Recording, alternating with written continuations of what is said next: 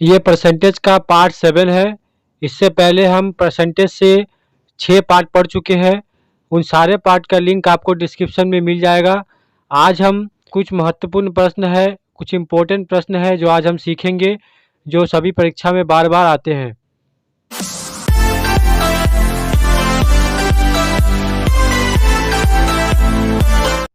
ये पहला प्रश्न है, गेहूं के मूल्य में 20% कमी होने के कारण एक व्यक्ति 600 रुपया में पहले से 10 केजी अधिक गेहूं खरीद सकता है, तो गेहूं का नया भाव कितना था।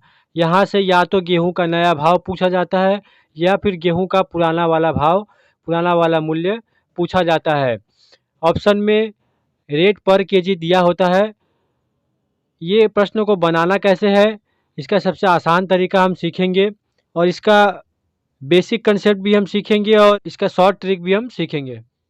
20% की कमी हुई है, दाम में मूल्य कितना है 600 रुपया।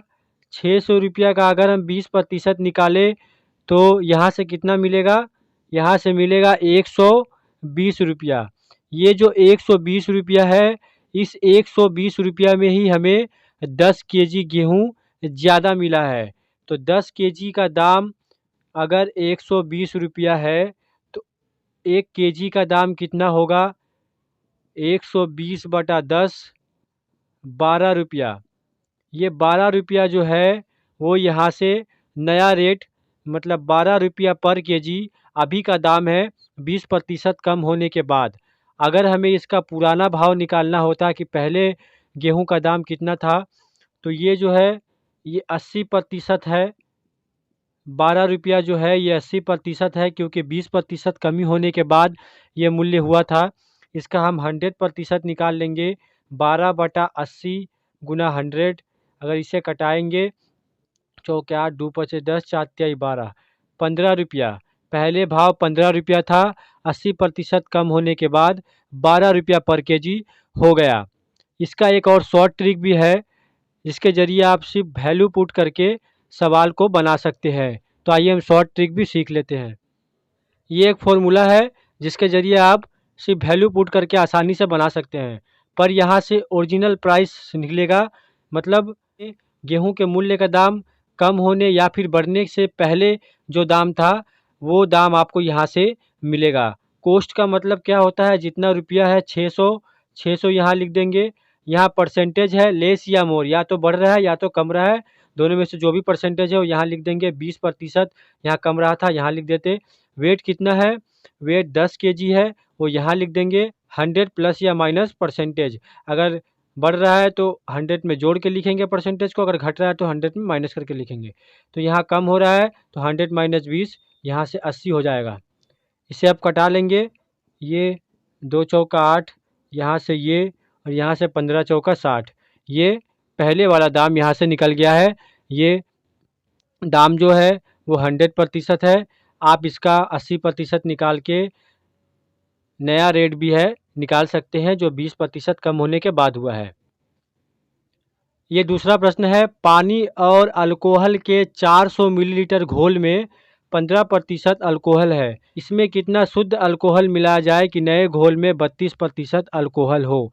सबसे पहले हम निकाल लेते हैं कि जो घोल है 400 मिलीलीटर का, उसमें कितना पानी और कितना अल्कोहल है। 400 मिलीलीटर घोल में 15% अल्कोहल है, 15% अल्कोहल है, तो यहाँ से कितना मिलेगा, 60 मिलीलीटर जो है वो अल्कोहल है इस घोल में, अल्कोहल है। तो पानी कितना होगा, 400 माइनस 60 कर लेंगे, 400 माइनस 60 कर लेंगे, यहाँ से निकलेगा 340 मिलीलीटर। जो 340 मिलीलीटर जो है वो पानी है। ये हमारा पूरा हो गया। अब हमें क्या करना है, इतना इसमें अल्कोहल मिलाना है जो कि अल्कोहल का परसेंटेज 32% हो जाए, 15 से 32% हो जाए। तो 60 लीटर अल्कोहल है, इसमें मान लेते हैं हम कि x लीटर अल्कोहल और मिला देंगे। पानी कितना है, 340 लीटर। तो ये रेशियो में आ जाएगा, ये अल्कोहल है और ये वाटर है। तो ऊपर वाला परसेंटेज जो है 32%, ये अल्कोहल के बराबर होगा। शेष जो परसेंटेज होगा, मतलब पूरा 100% घोल में शेष जो परसेंटेज होगा मतलब 68% वो पानी का होगा। तो हम ऐसे लिख सकते हैं अल्कोहल बटा पानी, अल्कोहल बटा पानी। इसे हम कटा लेते हैं, 4/32 और 17 चौका 68। अब इसे क्रॉस गुना कर लेंगे, 60 को 17 में गुना करेंगे 1020 प्लस 17x इक्वल टू 8 को 340 में गुना करेंगे 2720। ये 1020 यहाँ जाके 2720 से 2720 से माइनस हो जाएगा, तो यहाँ बचेगा 17x और यहाँ बचेगा 1700।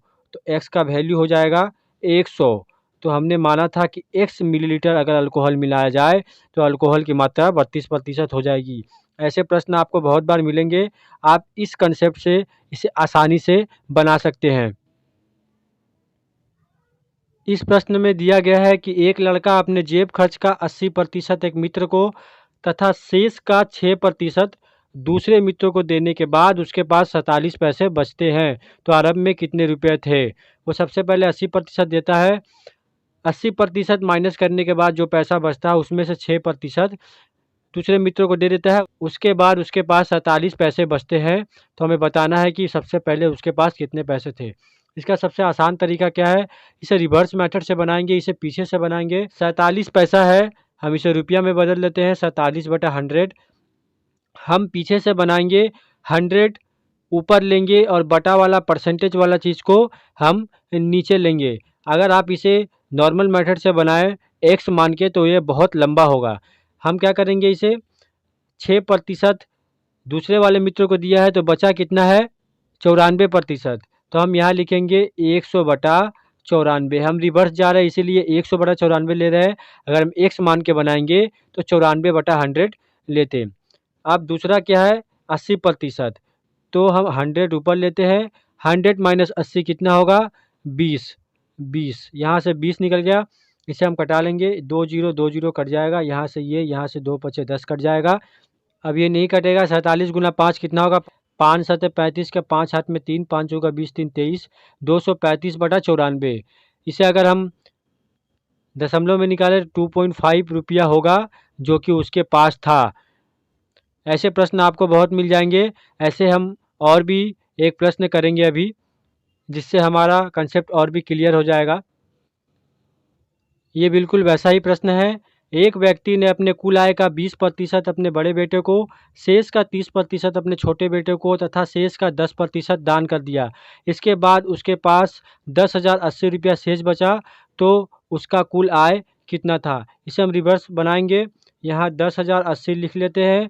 सबसे पीछे वाला कौन है, 10% दान कर दिया है, तो 100/100 माइनस 10 मतलब 90 लिखेंगे। उसके बाद 30% है तो 100/100 माइनस 30 मतलब 70 लिखेंगे। उसके बाद 100/20% है तो 100 माइनस 20 मतलब 80 लिखेंगे। ये हो गया। अब हम इसे कटा लेंगे, यहाँ से 3 0 काट देंगे, यहाँ से 9 से कटाएंगे, 9 एकम 9, 1 10, फिर 9 एकम 9, 9 दूनी 18, 0, ये 9 से कट गया। 7 से 7 एकम 7, 7 4 11 मैंने 7 6 42 और 0 160 हो गया।